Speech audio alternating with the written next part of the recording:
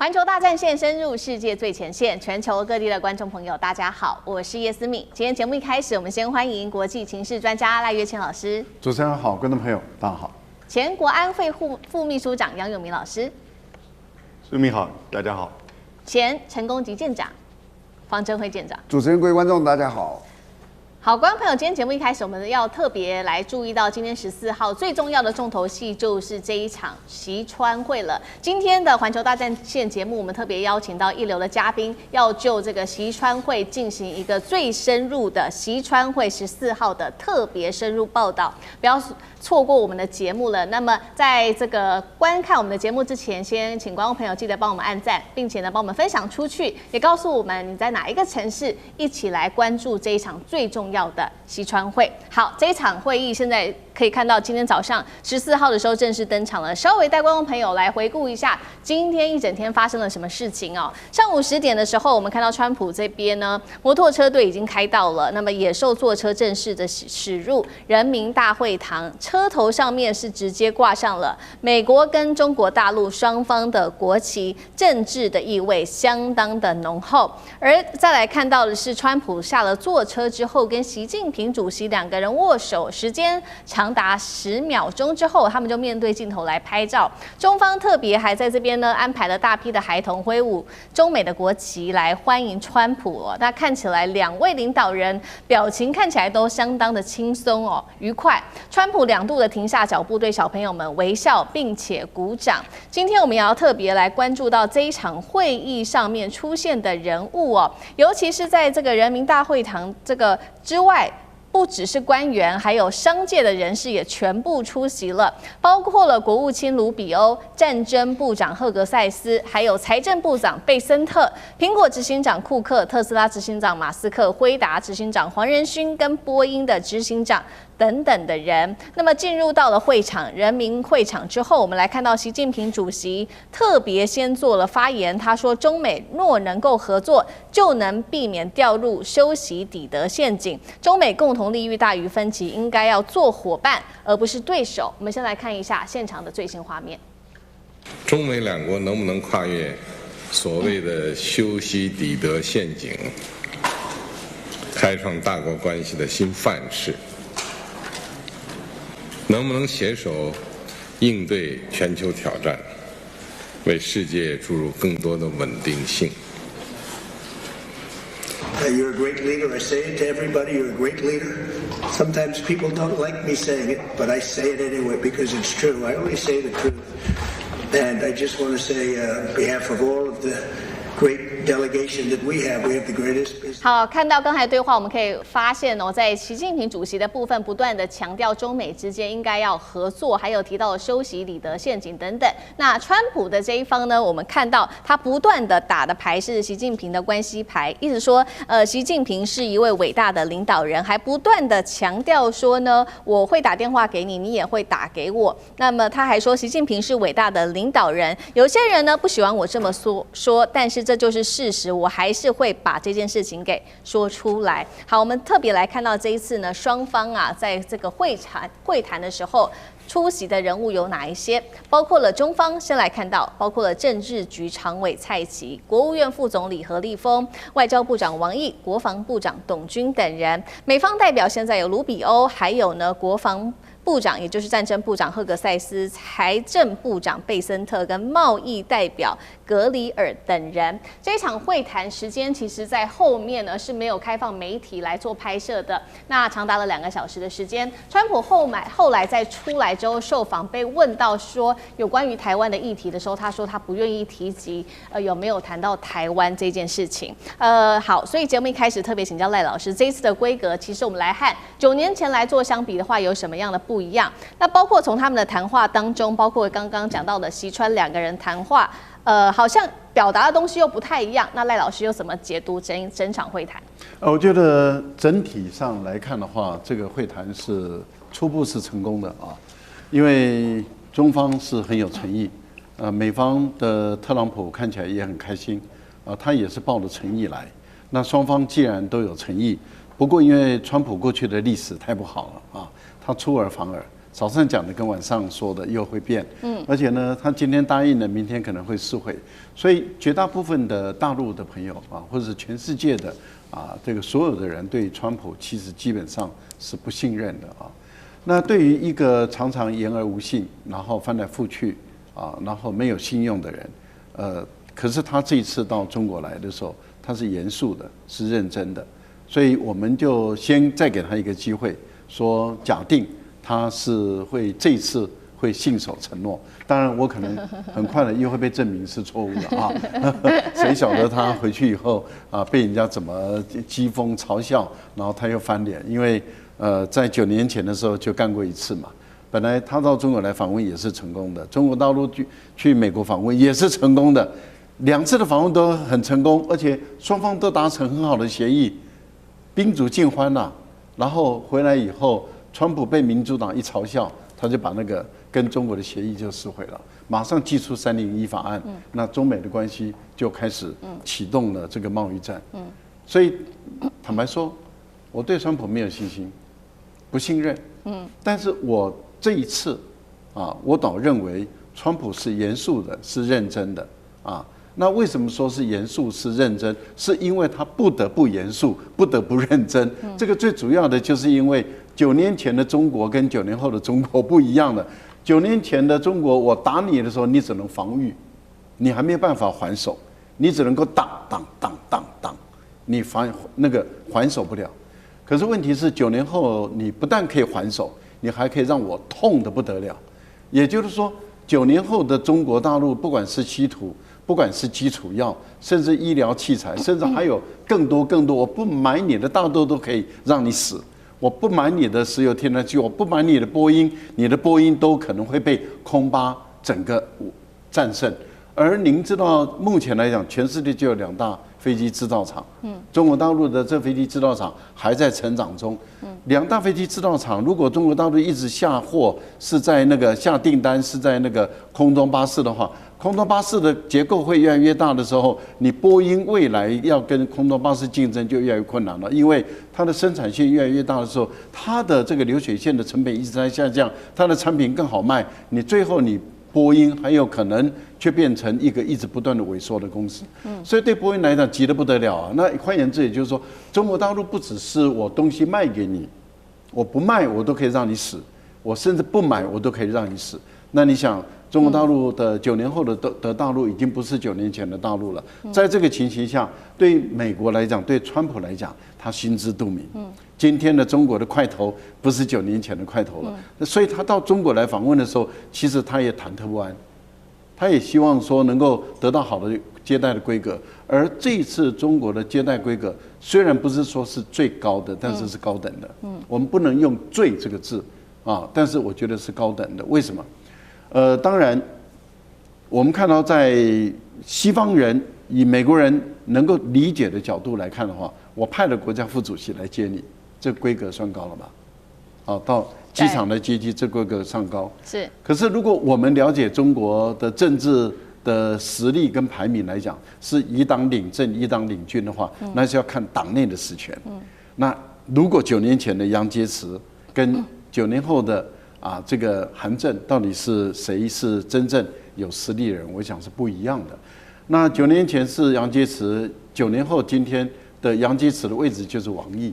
王毅是如何的貼近這個習近平的身邊所以我覺得，如果以實力上來講，中國大陸的拿捏實在是非常的漂亮。也就是說，面子給你做了，但是理智上還是沒有把你拉到這麼的高，所以我覺得有高規格，但是並不是最高。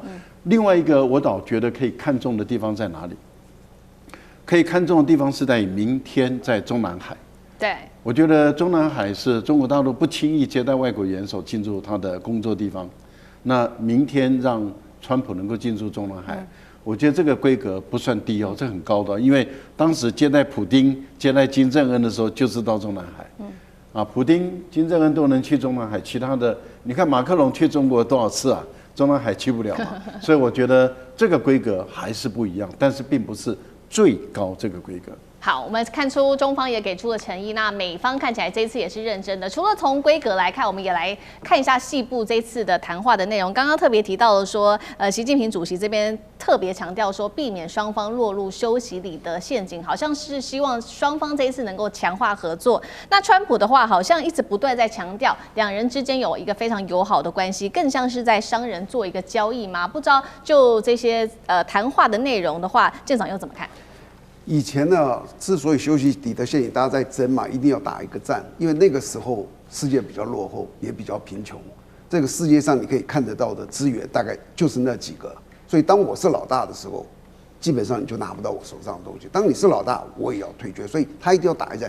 但是現在已經世界太富庶了，完全沒有必要說有你无我，這是過去的那個感覺。這是第一個。第二個，他這一次的比較，我今天早上還特別看了一下，2017年的時候。川普跟習近平在那個閱兵的時候，那個的相互的動作，我覺得他們兩次差別很大。第一個差別是，你可以看到，川普的動作肢體語言動作多很多，他握手還會拍拍習近平的手，他好幾次扶習近平的肩膀。對，上一次的時候你可以看到他們兩個人是蠻僵硬的。那習近平幾乎就是那個，就是一直都是那樣。中國官場就是穩重嘛，他從來沒有碰川普。可是上次川普曾經2次輕輕碰過習近平。跟這次比，顯然肢體語言多很多。第二個，言語也多很多，而且你看他們講話都是，這個表情都是很愉快的。對，上一次相當的陌生，那這一次我覺得他們真的交情比以前要好很多，這是我覺得最大的一個感觸。然後你還可以看到上一次之所以那麼陌生，因為他们以前從來沒見過嘛。你想想看，上一次那個中國大陸的去形容川普的是帝王級的禮遇，北京晚上的時候關了，就他。2個夫婦帶着他的2個夫婦4個人在那裡，川普在那裡做這個，對不起，習近平做引導，然後中間還在那個紫禁城裡面看了一個京戲，4個人還在那裡飲茶，這是在整個中國歷史上從來不曾發生的事。你可以看得到那個時候，就是他不但希望做好國事，更希望拉攏我們私人的這個家庭的這個進一步的關係。那這一次呢，完全正常。那這一次不但是完全正常，你可以看得到，反過來，川普試圖我不能說討好，就是他的肢體動作，你看我跟習近平很好哦，那你看我們非常好，話也多了很多。上一次幾乎沒有說什麼話。那我今天早上看這時候，坦白講，我真的蠻感動的。中國最近200年，世界沒有人瞧得起你，知不知道？這一次全世界最大國家的總統。而且是最驕傲，有史以來最驕傲的那種皇族，他居然會用這種態度來對我。今天早上看的時候，我就那種很深的感觸，就是中國站起來了。就像毛澤東當初在人民大會上說，中國人民站起來了。這一次的讓我的感受就是中國站起來了。那我拿謝鋒今天在人民日報的投訴，我覺得他說什麼中美不打交道是不行的，就我們中美不可能斷絕往來。第二個。想改變對方是不切實際的，你是你，我是我，我們各做各的。然後第3個，衝突對抗的後果是誰都不能承受的。我覺得就是修習底德陷阱，真的大家要把它丟開了。現在的資源夠大，世界夠大，絕對容得下2強在這個世界。好，就這個剛剛2位這個專家老師都特別幫我們看到說，今天就以上午這個對話跟下午的這個互動關係來說，中美現在似乎看起來是往這個正面的方向去做發展。那另外一方面，這一次川普來，其實大家也在關注說有沒有這種經濟下面的一些現實壓力。因為剛剛艦長也幫我們特別提到了嘛，就是川普這一次的肢體語言特別的多，話也變得更多了。現在也在說他帶了這麼多的企業家，當中包括了不管是庫克啊、馬斯克、黃仁勳等人哦，再加上波音非常的需要這個中國大陸趕緊買他們的飛機，是不是未來在經濟上面的合作會更多？終究離不開中國大陸的市場。那楊老師又怎麼看？這一次你看到他是說有30個美國最頂尖的企業主，但是排到後面的大概主要是12個，從蘋果到 NVIDIA 到黑石，好，然後呢到就是所有的這些重要的美國的金融、科技、AI、農業，通通到了。換言之，其實這一次美國有求於中國，多於中國對美國的要求。我其實感覺中國對美國的要求大概只有台灣議題，甚至連科技管制他都不在乎你是不是開放，因為你已經幫我穿建國了。所以呢，美國要求於中國的，從伊朗問題到稀土，到採購，甚至到軍事機制，以及所有的這些就是說開放市場，我覺得其實這些看起來他們現在還沒有完全的這個底定，目前結果還沒有出來。我在昨天開始我就有4項推論，第一項推論，我覺得雙方在伊朗的問題上有很高的共識，那就是停戰、和談，然後呢海峽的開放，但是怎麼開放不介入。所以我覺得這一次他們一定會談到這個東西，雙方表達正面的態度。那未來1個禮拜之內，美國跟伊朗應該會進行到和談，因為不能再拖了。最重要的是，整個國際上不能再拖。那再拖一個月的話，全世界的能源會面臨到嚴重的匱乏。那第二個，我覺得在他們的雙邊關係上，可能會形成一個雙邊的委員會或者是對話機制。這個就包含 AI。這為什麼解釋黃仁勳到最後一刻才上？我個人的理解是，他本來一直就在名單，他怎麼可能臨時才在名單裡面加出來？川普說：“我看到新聞了，怎麼沒有他？我趕快把他叫來。”不可能，把他叫來。如果是這樣的，把他叫來，你要不要北京那邊同意？所以這個絕對不可能，他一定是一直在一開始在名單上，但為什麼後來沒有他的名字？那就是 AI 談不攏，或者是黃仁勳之前講過一句話，他說中國不應該擁有最先進的晶片。那北京當然不高興，有點等於是對他的一個表態。AI、稀土、軍事、貿易、科技，我覺得這個可能他們都會有個雙邊的對話機制，或者是委員會。看起來這一次會是如此。那台灣議題，你看到沒有？記者就不斷地問他在天壇，因為台灣議題怎麼樣？China is beautiful。他真的很會演。可是我覺得台灣議題會是一直的關鍵，而習近平講得很清楚，台海的和平會是中美的最大公約數。換言之，中國都願意跟你來共同做危機管控。他已經退了，他不願意跟你做危機管控了，所以呢，你就必須要在台獨問題上表態，你就必須要在軍售議題上表態。那現在他在斟酌這個話語，最後當然中國會買很多美國要他買的波音、大豆、牛肉等等，所以結果還沒出來，但我覺得這個方向大概越來越明顯。好，謝謝老師。那我們休息一下，馬上回来。地緣政治、美中之爭、戰略價值、強權崛起、小國生存，現在與未來洞悉事件走向，掌握世界脈動，全球觀點盡在環球